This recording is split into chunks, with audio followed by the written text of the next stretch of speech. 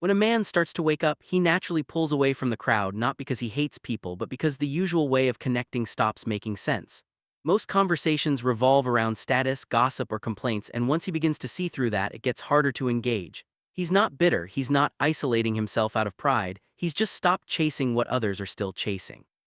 He starts to notice the performance in everyday interaction, the need to be liked, to belong, to say the right thing, and without making a big deal about it, he quietly steps back. People might still wave, they might still offer small talk, but the connection is no longer there because it was never real to begin with. He didn't cut ties, he didn't burn bridges, he simply stopped pretending. And when he does that, distance happens on its own. This is the beginning of solitude, not loneliness, just space between who he used to be and who he's becoming. He starts to see clearly what holds people together isn't real. It's not depth, it's not truth, it's habit, comfort, and shared illusions. People bond over complaining about their jobs, over chasing status, over defending ideas they've never truly questioned.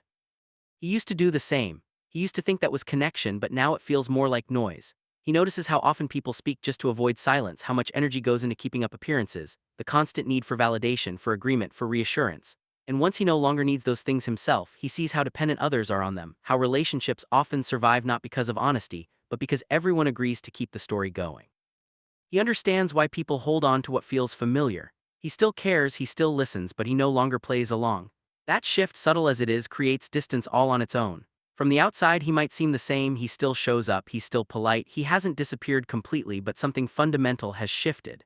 And the people around him can feel it, even if they can't name it.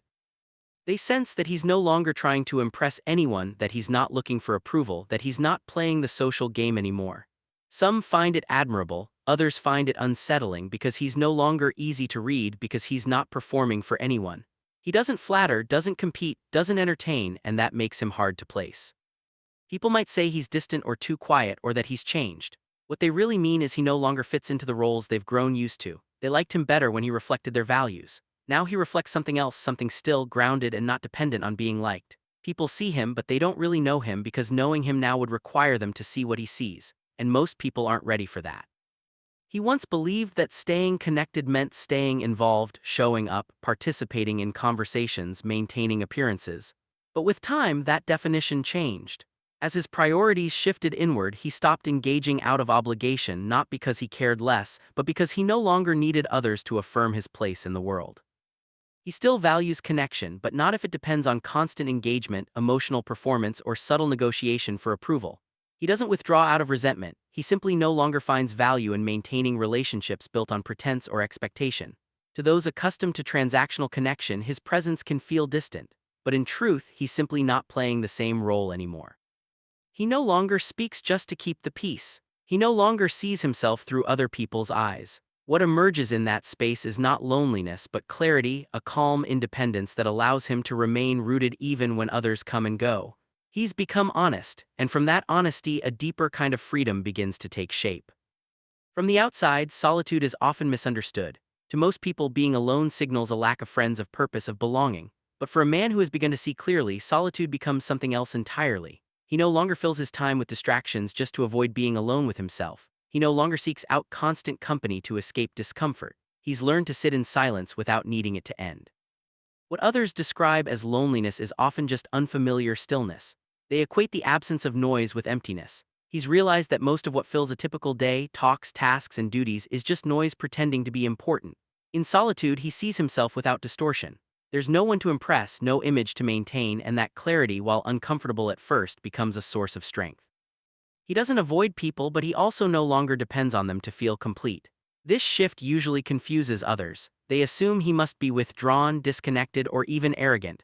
But in truth, he is simply content with his own presence. He has faced the silence most people run from and discovered it wasn't silence at all, it was peace. As he grows more inwardly stable, he becomes less predictable to others, not by intent, but by the simple fact that he no longer participates in the subtle exchanges that define most social interaction. He does not mirror emotions to gain approval. He does not offer reassurance when it would mean denying what he sees. To those still dependent on external validation, this creates discomfort. They may interpret his neutrality as arrogance, his silence as judgment, his detachment as disinterest. In reality, he is none of those things. He's simply no longer invested in managing perception.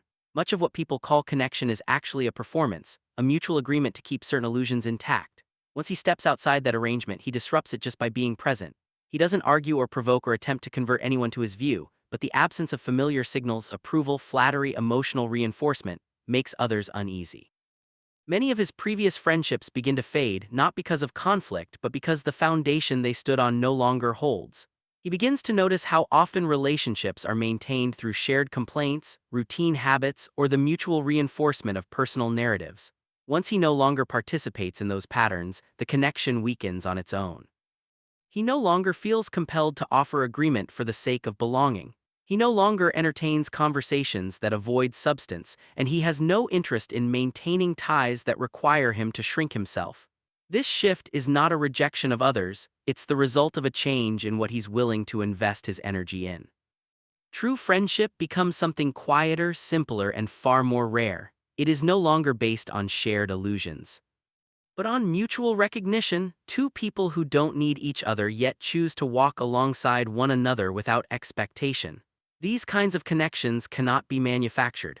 They emerge naturally, if at all, and only when both individuals have stopped seeking to be completed by the other. Most social interaction relies on unspoken rules. You validate my perspective, I'll validate yours. We won't go too deep, we won't challenge each other's assumptions. We'll pretend we agree even if we don't. He used to play by those rules because everyone did, but once he starts operating outside of them, the dynamic begins to break down. He no longer gives comfort just to ease tension. He doesn't pretend to agree when he doesn't. He's done with the little acts that keep everyone else feeling safe but keep him feeling false. This isn't defiance, it's clarity, and that clarity is disruptive because it exposes how much of everyday life is based on mutual avoidance of truth. People notice even if they don't understand what's changed, they feel the shift. They sense that something familiar has gone missing, the constant exchange of comfort, validation, and distraction, and without him feeding the system weakens. Talks start to feel awkward. People stop reaching out as much. What used to feel warm and familiar now feels tense and uneasy, not because he did something wrong, but because he stopped playing along. He hasn't rejected anyone, he simply stopped reinforcing a structure he no longer believes in. As his understanding deepens, something unexpected happens. He begins to need less, not just materially, but emotionally, socially, even intellectually. He no longer seeks recognition. He no longer relies on others to confirm what he already knows internally, and as that need dissolves, so do many of the relationships that once required it. This is the paradox. The clearer he becomes, the quieter his life becomes, not because he's closed off, but because so much of what once filled his time was rooted in a search for external affirmation. Without that search, most social activity feels optional, if not unnecessary. He stops trying to be understood. He stops needing to explain. He no longer measures his presence by how much space he takes up in other people's lives. From the outside, this might look like withdrawal, but inside it's the opposite, a settling into something solid and real. He still values connection, but only when it emerges naturally without demand or performance. He hasn't become cold, he is simply no longer dependent. And in that detachment, there's a kind of depth that can't be found through attachment. Once he wakes up, he can't unsee what he sees. He looks inward and the noise quiets. He looks outward and the world is still asleep. He sees the false certainty in people's eyes, the roles they perform, the beliefs they never question, the constant movement that masks an inner stillness they haven't touched. He no longer envies what others call connection because he understands the cost. It often demands agreement, performance, conformity, and he won't trade truth for the comfort of fitting in. Still, there's a part of him that remembers, a part that quietly hopes.